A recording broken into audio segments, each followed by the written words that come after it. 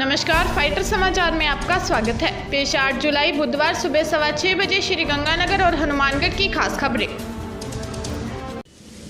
बड़ी खबरों से अपडेट रहने के लिए सब्सक्राइब करें फाइटर न्यूज को और प्रेस करें बेल आइकन को। श्रीगंगानगर के जिला कलेक्टर महावीर प्रसाद वर्मा ने कहा कि राजस्व प्रकरणों का निपटारा तत्परता के साथ किया जाना चाहिए। राजस्व बोर्ड की प्राथमिकता है कि 5 वर्ष से लंबित प्रकरणों में कम अवधि की सुनवाई तिथि डालकर प्रकरणों का निष्पादन किया जाए। श्री वर्मा मंगलवार को कलेक्ट्रेट सभा हॉल में जिले के राजस्व अधिकारियों की बैठक में आवश्यक निर्देश दे रहे थे। उन्होंने बताया कि उपखंड साधुशहर में 3 वर्ष से अधिक के 525 प्रकरण, करणपुर में 248, पदमपुर में 28, रायसिया नगर में 263 तथा गढ़साना में 162 प्रकरण लंबित हैं, जिन्हें त्वरित गति से निस्तारित करने की आवश्यकता है। श्रीगंगानगर जिले के करणपुर क्षेत्र से विधायक गुरमीत सिंह कुन्नर अब अपने गांव 25 बीबी लौट आए हैं। खराब स्वास्थ्य के कारण वे जयपुर में चिकित्सा लाभ प्राप्त करने के लिए गए थे। वहां से उनके लौटने की खबर मिलते ही जनप्रतिनिधि और उनके शुभचिंतक उनसे मिलने के लिए पहुंच रहे हैं। श्री कुन्नर ने लोगों को अपने स्वास्थ्य का ध्यान रखने की अपील की है। हनुमानगढ़ जिले के संगरिया पुलिस थाना क्षेत्र में विवाहोत्तर संबंधों के कारण हत्या का मामला सामने आने के बाद आरोपी और उसके परिवार के कम से कम 2 जनों को राउंड अप कर पूछताछ आरंभ की गई है।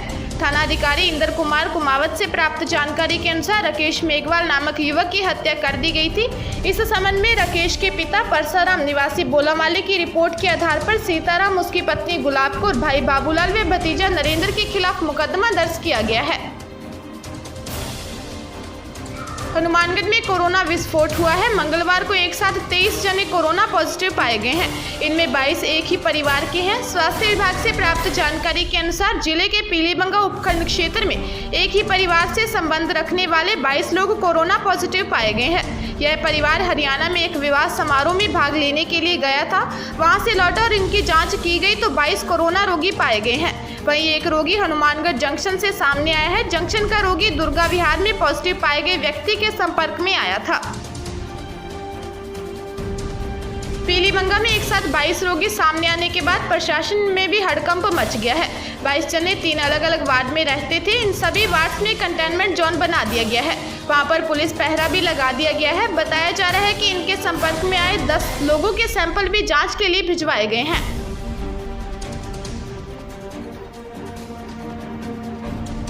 श्रीगंगानगर जिला मुख्यालय पर मंगलवार को एक और पॉजिटिव केस आ गया। इसके साथ ही रोगियों की संख्या बढ़कर 63 हो गई है। सोमवार को पदमपुर में एक ही परिवार के 3 सदस्य कोरोना पॉजिटिव आए थे।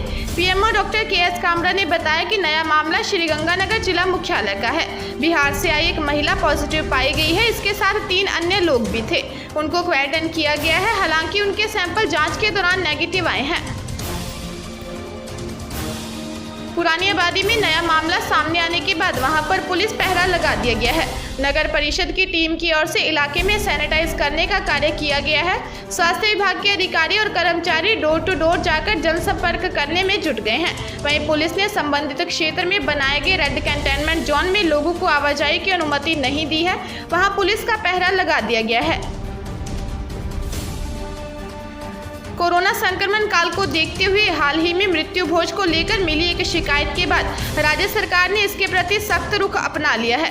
पुलिस मुख्यालय ने शिकायत पर कार्रवाई करते हुए सभी पुलिस अधीक्षकों को राजस्थान मृत्यु भोज निवारण अधिनियम की पालना सुनिश्चित कराने का रिमाइंडर भेजते हुए आवश्यक निर्देश दिए हैं। पत्र में कहा गया है कि राजस्थान मृत्यु भोज निवारण अधिनियम के प्रावधानों के अनुसार मृत्यु भोज होने की सूचना न्यायालय को दिए जाने का दायित्व पंच, पटवारी और सरपंच को दिया गया है। इस अधिनियम के प्रावधानों का उल्लंघन करने पर दंड का प्रावधान भी किया गया है। बताया जा रहा है कि इस संबंध में हाल ही में एक शिकायत मिली थी। उसके बाद डीजीपी भूपेंद्र सिंह के आदेश पर सभी पुलिस अधीक्षकों को इस अधिनियम की पालना सुनिश्चित करने के निर्देश दिए गए हैं। श्रीगंगानगर में देर रात एक और कोरोना पॉजिटिव सामने आया है। पीएमओ श्री कामरा ने बताया कि यह कोरोना रोगी पुरानी आबादी की देवनगर से सामने आया है।